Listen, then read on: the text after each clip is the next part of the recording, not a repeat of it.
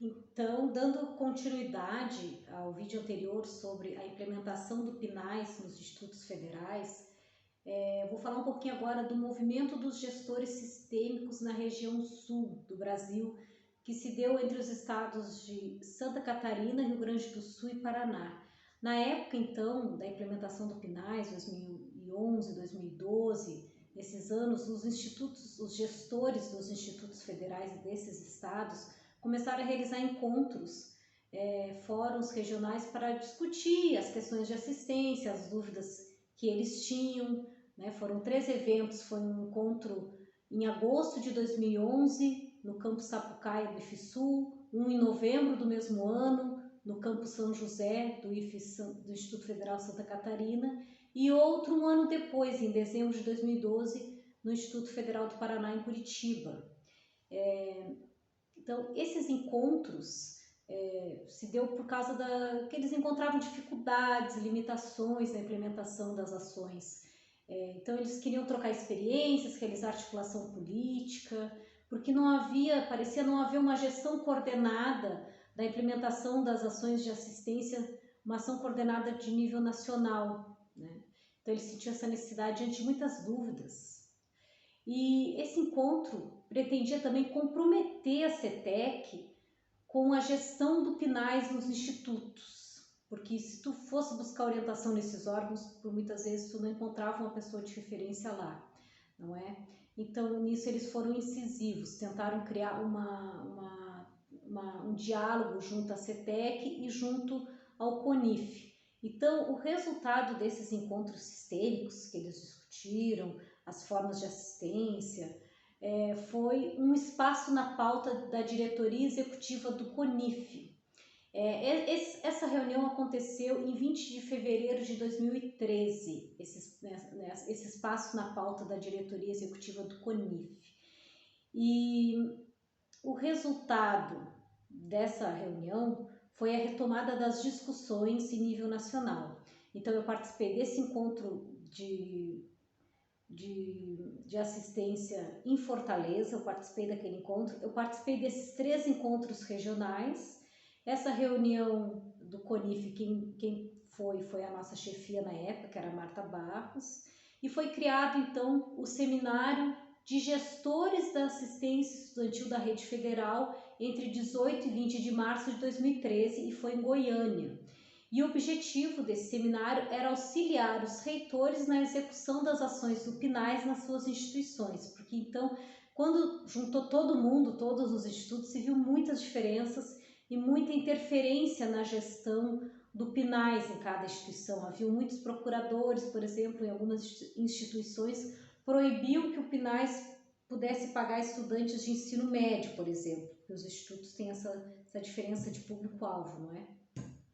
Então, eles voltaram a discutir concepções de assistência, público, finalidade da assistência, equipes mínimas, como seriam constituídas, o perfil do estudante e questões orçamentárias.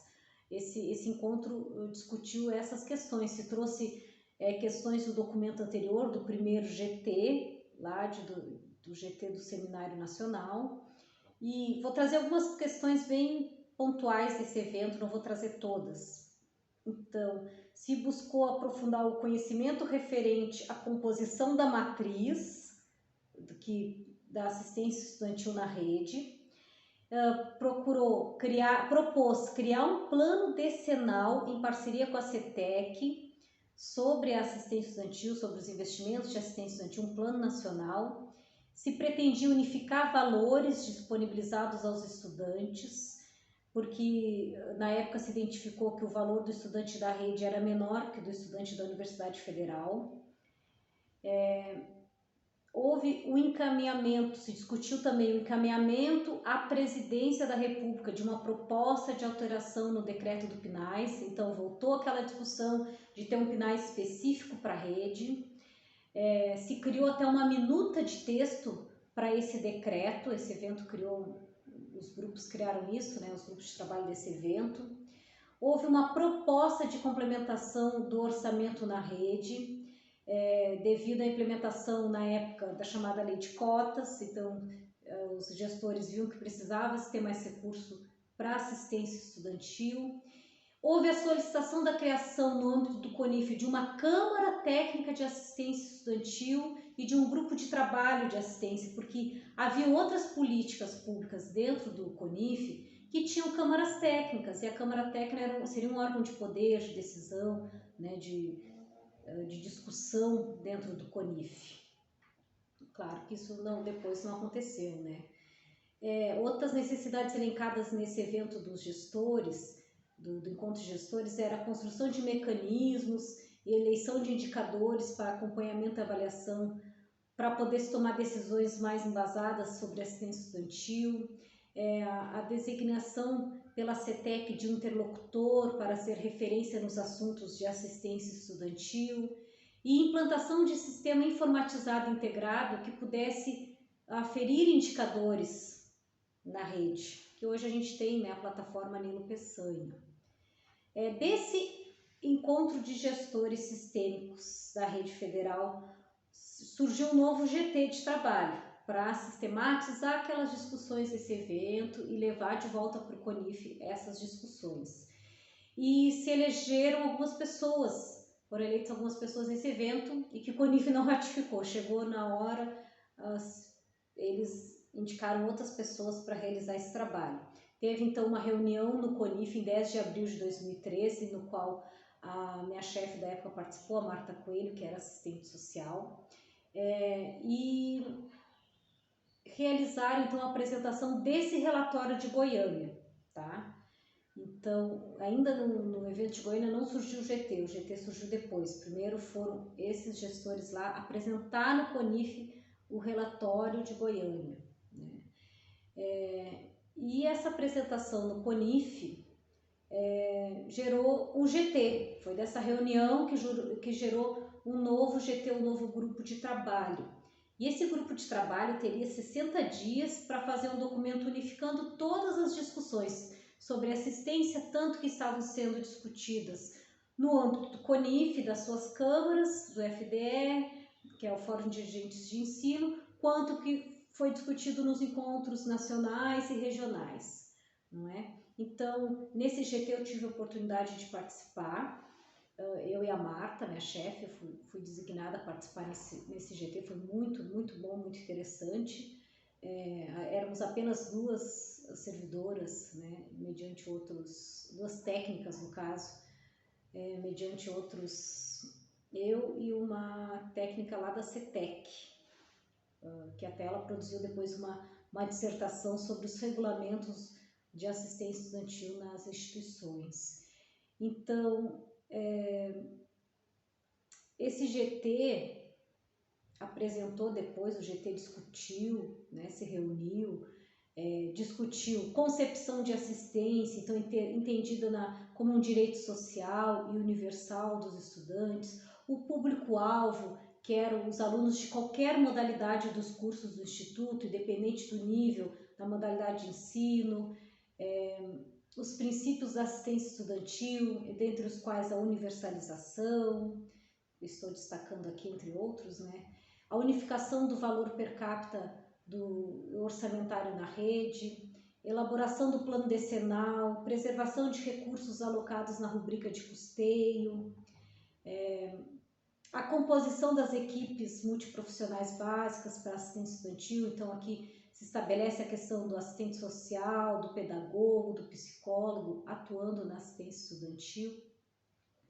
E isso depois resultou, esse GT, né, ele fez esse material todo e apresentou numa reunião em 15 de agosto de 2013 em Brasília. E o objetivo da reunião foi estabelecer os procedimentos, depois, para poder ter os dados que pudessem traçar o perfil socioeconômico dos estudantes na rede. Se fez todo um questionário, muitos colegas trabalharam nesse questionário e a gente não sabe o que aconteceu, né? Não vimos esse perfil traçado, né? Não foi publicado, se perdeu esse trabalho, né? Os critérios de distribuição de cada instituto, distribuição orçamentária, né, dos recursos do PNAES, eles não sofreram alteração. Ele é feito por número de alunos, IDH, EAD e RIP, tá bom, gente? E, por fim, em 9 de maio de 2014, tá? Isso naquela época ficou parado, né? O CONIF, então, apresenta uma minuta de decreto, tá? Ao ministro da Educação na época. E a proposta de PNAE CPTC. E isso foi publicado eu consegui essa notícia na página do CONIF, isso não veio para nós de certa maneira, né? Então foi um processo assim, um processo um pouco desarticulado, se tentavam articulações regionais, se tentavam retomar discussões, mas era bem, não é muito fácil assim, né? Essa questão de ter uma câmara de assistência no CONIF, que seria bem importante, não aconteceu, não é? A gente acreditava que, isso eu era defensora, né, que tivesse uma câmara no CONIF.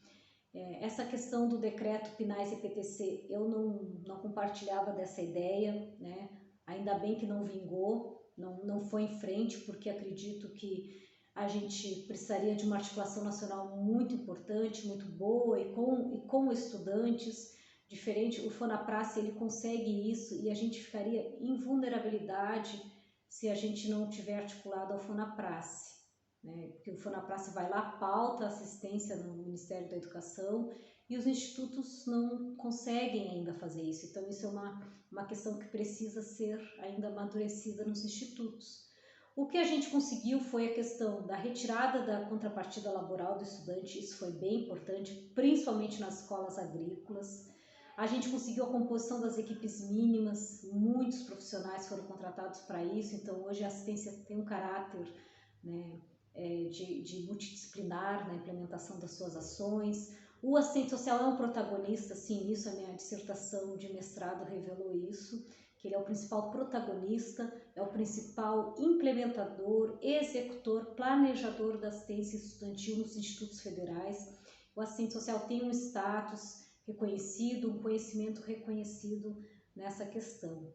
Então, se vocês depois quiserem mais detalhes, essa histórico da implementação do PNAES nos institutos federais, ele se encontra mais detalhado na minha dissertação de mestrado, que trata sobre essa temática, o Plano Nacional de Assistência Estudantil e o trabalho dos assistentes sociais nos institutos federais gaúchos, onde eu estudei como se deu o trabalho do assistente social implementando o PNAES nos 3 institutos da região sul, que é Instituto Federal Rio-Grandense, Sul-Rio-Grandense, que é o meu, que é o qual eu sou vinculada, o Instituto Federal Farroupilha e o Instituto Federal Rio Grande do Sul, são os 3 institutos.